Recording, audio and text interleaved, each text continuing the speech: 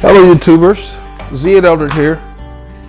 Gonna do today, got back from a ride a little while ago and decided to do a video focusing on cadence, mashing versus spinning. And I'm sure some of you guys have probably heard that spinners are winners or winners are spinners. But what I wanted to talk about today was what exactly, I'm gonna turn on my computer here so I can use some power and heart rate to focus on explaining what I'm trying to do. What exactly is spinning and what is mashing? And that really varies for every rider because everybody has a natural cadence that they aspire to, and what dynamic riders try to do is to make sure that they're not limited to their natural cadence. So for example, when I started cycling years ago, my body wanted to pedal in the mid 80s. Over the years, I now pedal at 105 to 107 without even thinking about it. So you can improve your cadence. Why would you need to improve your cadence? To be a more dynamic rider, because if, let's say for example, you ride 150 miles a week and you hook up with the group and you're having trouble keeping up. And you're like, I'm riding 150 miles a week. Why can't I keep up with the group? Well, it depends on how you ride those 150 miles. If you're riding 150 miles at one speed, you're not able to go to threshold or above threshold and recover, because that's what happens in group rides. I mean, you've got to make sure that you're tuning your engine for the rides that you do. I mean, usually most groups, the speeds will vary depending on who's there, what the mood of the group is. Group rides rarely start out really super slow. Sometimes somebody spice it up early. So you got to get to the group ride and ready to go and be able to hit the different zones. So if all you do during the week is just go out on steady rides and ride at 16, 17 miles an hour or whatever you do, it's not going to prepare you for the changes in speed that the group will do. So for example, if all you're used to doing is one cadence, and let's say you're pedaling at, say, 90 RPMs, which is what everybody writes about in most articles about cycling. Well, what if the group goes up and kicks the speed faster, and all you can do is 90 RPMs? What's going to happen is you'd have to look for a gear, a bigger gear, to pedal at 90 RPM to get to that group speed.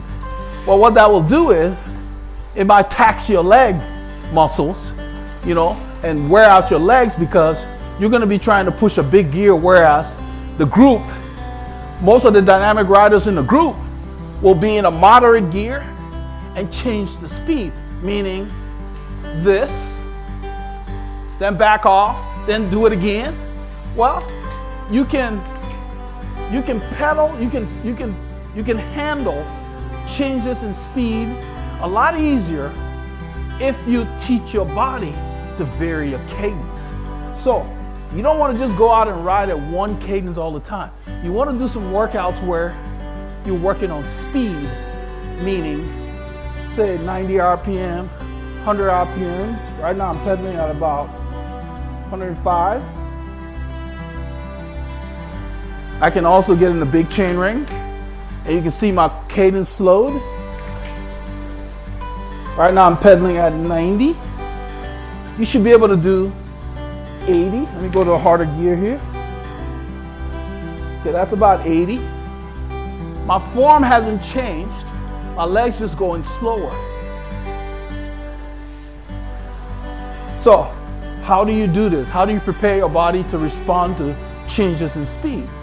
By doing speed drills to where you control your muscular movement to where you're not all over the bike. You have to be in control. So I will do this for an example. Shift down to the small chain ring, find a moderate gear, and I'm pedaling right now at 92. I'm going to increase it to 120, and I want you to watch my body on the bike. There's 120 right here. 120. If you notice, my legs went faster. My torso is not moving. My arms are not moving. My hips are not moving. I'm going to back it off. We'll shift up one cog. If you're pedaling at a cadence that you can't handle, what's going to happen? You'll be bobbing up and down. You'll be all over the saddle because you have no strength in your core. That comes from doing core workouts and concentrating on using your stomach muscles to hold your torso when you ride. So it's important to be able to ride at 90 or 80. This is 80. Go to 100, 110, slow back down. When you can go from 80 to 120, you have more of a range. You don't need to shift that much. You get in a mid-sized gear, and when the group accelerates, you just accelerate, just like in a car. You accelerate first, when you spin it out, then you shift up. So you won't need to shift to gain speed. You can use the gear you're in, spin faster, and get the speed, then shift.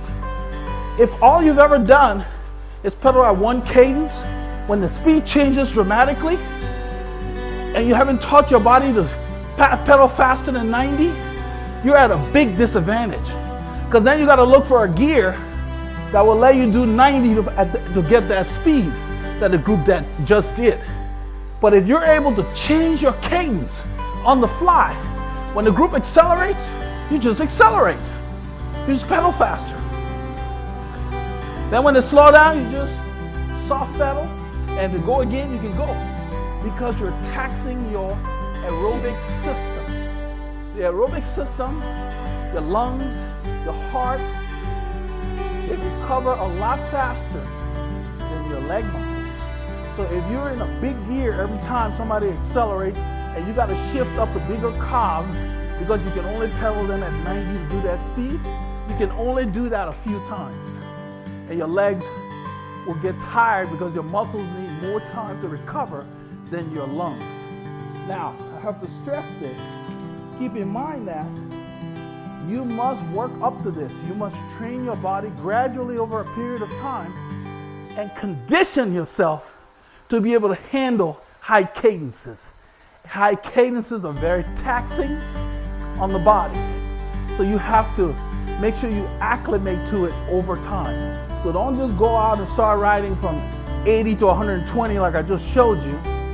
You want to go 80, maybe to 110 or 105 for however long you can maintain it. So for example, if you want, for example, of a speed drill, you go from whatever you're comfortable with, and to go faster, don't shift, just pedal whatever gear you're using all the time, pedal it faster. If you start rocking, back off from that. If you're at 100 and let's say 110 and you're rocking and you're all over the bike, slow your legs down to where you're not rocking anymore and stay right below that point where you're rocking so that your body gets used to that. And then you slow down, you take a break in the off interval. Eventually, your body will get used to pedaling faster, but it takes consistent training, consistent drills. And these are the things that we provide for our customers on the coaching end of Veloharmony to make sure people who want to improve focus their training, because anybody can go out and ride 150 miles a week. It equates to probably about 10 hours if you're riding. If you're averaging about 15, that's 10 hours a week. That's enough time to improve. But your improvement will come a lot faster if you have a training plan, you have a training program, you have focus. You're not just out riding. You have specific zones you're targeting, specific workouts you're targeting, depending on the time of the year. So I'll do another video on the different phases of training, periodization, so that you guys can kind of get a better idea, because going out and just riding, yeah, you'll improve, but you will not improve as quickly as somebody who has a focused plan with emphasis on the specific areas that make you faster. So anybody can go out and just ride, but not anybody can become a dynamic rider. To be a true fast cyclist, your body needs to be able to handle different speeds. You need to be able to adapt. And this comes about mainly in a lot of road races. That's why road races are they're trying to break the elastic. So if you haven't trained to where you can go above your threshold, recover quickly, and go again repeatedly, you just can't handle it. Because if you train just steady, you can go fast, but you cannot really adapt to the changes up and down.